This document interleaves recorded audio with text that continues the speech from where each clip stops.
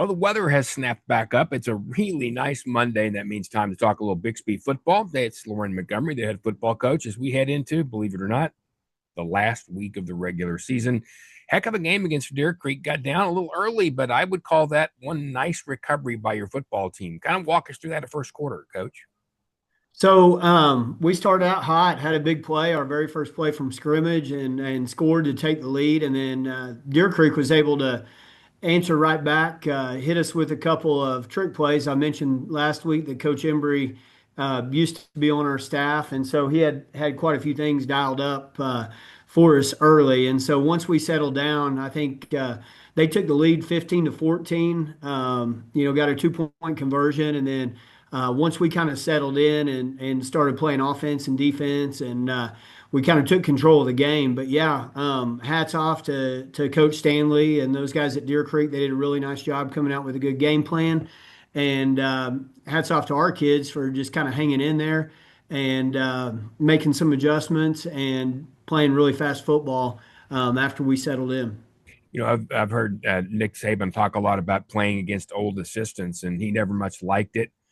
How do you feel when you go against somebody you've coached against? And then let's go to the players too, because many of the players had very personal relationships with a coach like that. I know kids are kids; they're a little bit more, they kind of take that easier. But how do you guys handle it? Coach Embry, he was on our staff since 2014, so he's kind of one of our OGs as far as our state championship run that we've had. We love Coach Embry. Obviously, his fingerprints are all over our program and now all over Deer Creek's. And so he's a young guy that wants to move up, wanted to be an offensive coordinator and eventually a head coach. And so he had many opportunities along the way that presented themselves, but he was kind of looking for the right one. And timing was right in his family and the Deer Creek opportunity. Coach Stanley runs a great program, very similar community to Bixby as far as resources goes. A lot of really smart kids, resources in the community, a community that supports football.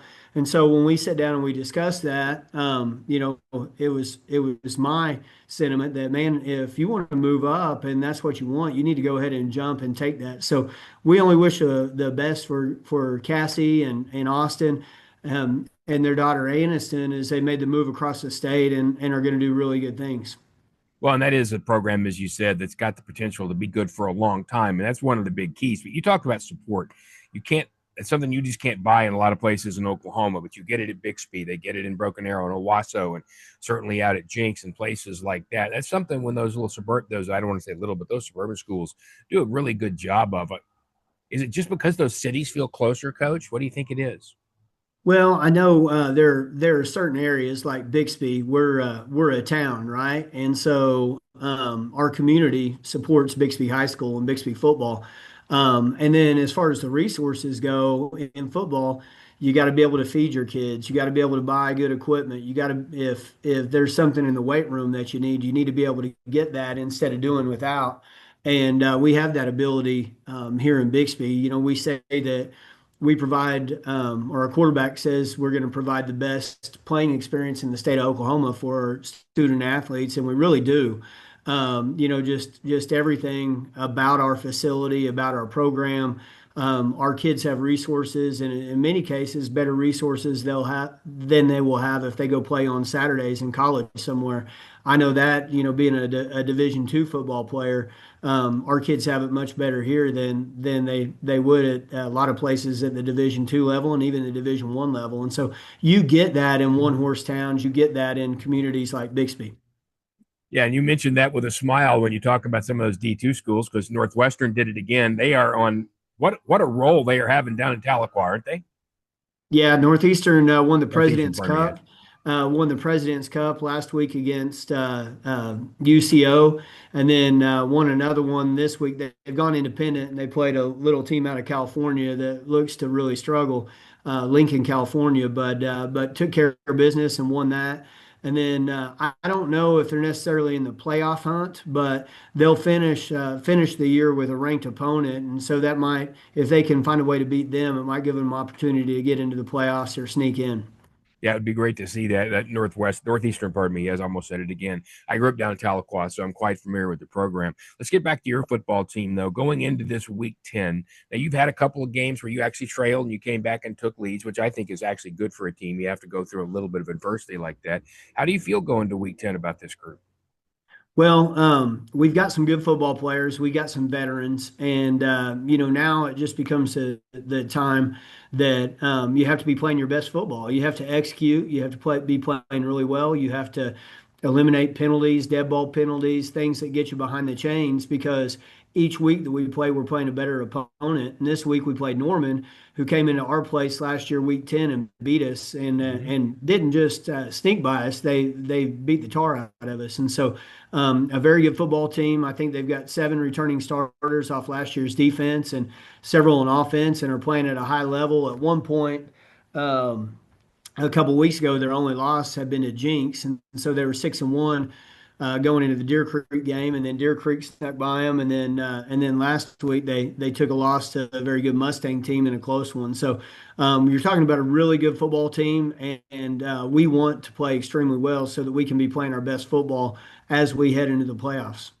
Every time you get started a year, you kind of get an idea what you think the personality of your team is going to be, and it kind of changes during the year. And sometimes it can change with injuries and things like that. Has this group kept the personality you thought? Have they developed a different personality? Well, I think our personality is we've got some physical football players that play really hard, and we've got some guys that are veterans that know how to practice. We've still got some young ones that are still growing and trying to figure that out. But it's like we said last week, we need some of our wolves, our guys, to do just a couple little extra things as far as maybe energy in practice, maybe attention to detail in meetings and things like that. And if that's coming from our leaders or our wolves, it's going to have a huge trickle down effect to the rest of our team. And so we're continuing to grow, we're continuing to learn, but no, I like our football team and I like the way we play physical. Have they surprised you in any way? Well, I don't know that we have any crazy surprises. We have some guys that are starting for the first time that are playing really well that I think maybe you wouldn't have seen, this time last year if you were projecting out, and just really proud of a couple of those guys. Gavin Wilson, our young sophomore right tackle, is really playing at a high level. Thane Crawford, a senior offensive lineman, is playing great football. And then you get into some of those veterans that are playing really well. But we've got a junior linebacker who stepped in the last couple of weeks, Ben Puckett, who's playing at a super high level because we've had some injuries. And so that's kind of what you have to have if you're going to have a championship team. You got to have a next man up mentality, and you got to have a little bit of depth. And those guys that are waiting their turn have to go in and do a really good job and be really, really hard to get off the field. Yeah, and that's the thing. You got to have that Joe DiMaggio thing, don't you? If you're the next guy up there, you better play hard so you can keep that spot. Just ask the guy whose place he took because you never saw the field again. All right, I want to remind you this is brought to you by the folks over at Red River Payroll, Steve Hobbs. And I was trying to describe to myself or trying to think to myself, how do I describe this? Well, all right, if you're my age, you might remember this, Coach. You might not. Remember going into a gas station and you'd run over this little hose and you'd hear a ding, ding, and then people would run out to your car. And then there would be someone who pumped gas for your car, whatever you wanted, cleaned your windshield. They would check your tires and they would check your oil. Do you get that anymore? No, you don't get that anymore. That's called personal service. And that's what sets Red River Payroll apart from everyone else. Because whether you're a little tiny business or a really big one, when you go into Red River Payroll, you're going to run over that ding ding and you're going to get those people who are going to run out and take care of you. So even if you're a tiny account, you're going to know the owner, you're going to know the people who take care of your business, and they're going to take care of you just like they used to take care of those people in the 50s and 60s in their cars. Yeah, it's going to be a different experience right there. So no matter whether you're large or small, they can handle this for you. They can take all that off your plate. You don't need that worry anyway, especially when the IRS and the government's involved. And they're going to treat you like they did back in the day when service was really a thing rather than just, yeah, it's fine. We're going to take your money and move on down the road. They're easy to find. Just go to redriverpayroll.com and say thanks to Steve for sponsoring Bixby football. You mentioned Norman and Mustang there a second ago, Coach. I want to talk just briefly about the playoffs, and I know you're focused on week 10.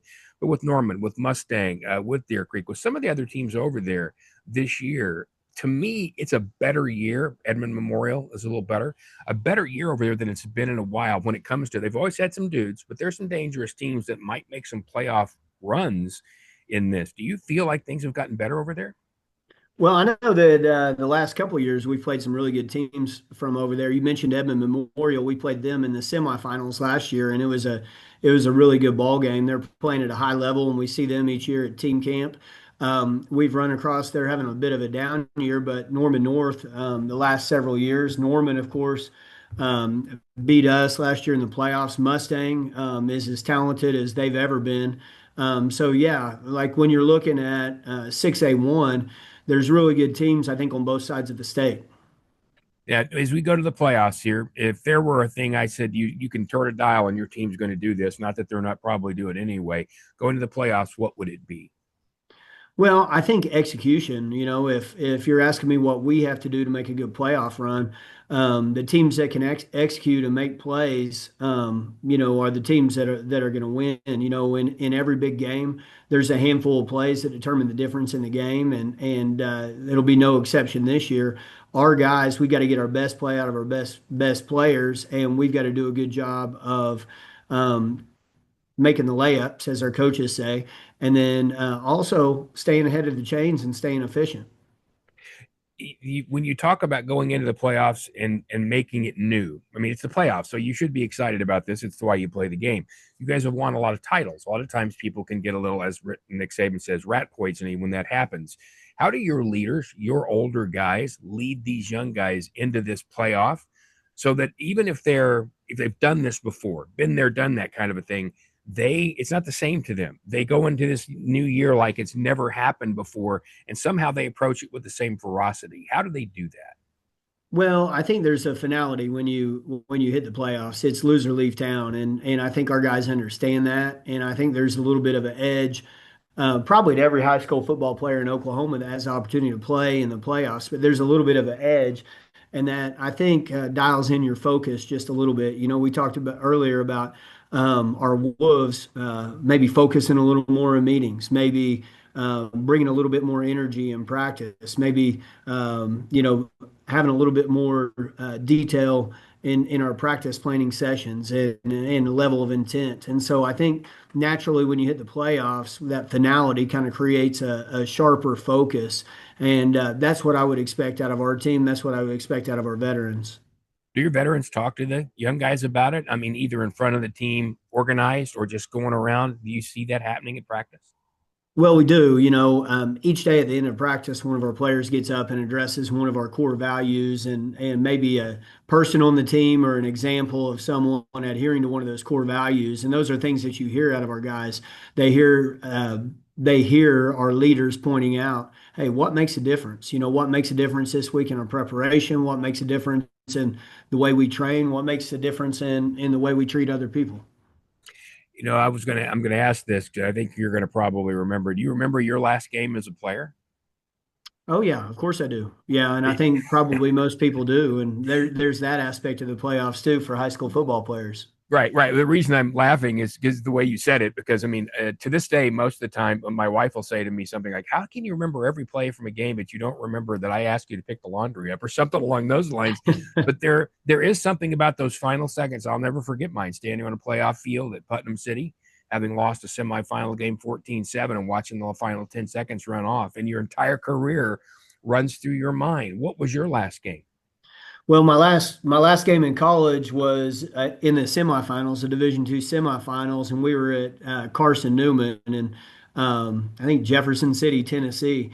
And we had a really good playoff run, had beat Western Washington at our place, Cal Davis out at their place in California, and then we were feeling pretty good about ourselves, and we went to Carson Newman and they run the old split back veer and took it to us right from the very start. I mean, just blistered us. And so, the thought, the feeling of, just getting the tar beat out of you, but at the same time, being really proud that we had had a good run, a really good playoff run. As a senior group. So I remember that, and I remember the bus ride home. I remember talking to the coach. I mean, just really vividly. It's crazy how that happens. It is, and it's something you get across to your kids and do a great job of, Lauren. Well, hey, look, congratulations on the win. We'll visit again after Norman next week. Thanks very much. Hey, thanks, Rick. I sure do appreciate it.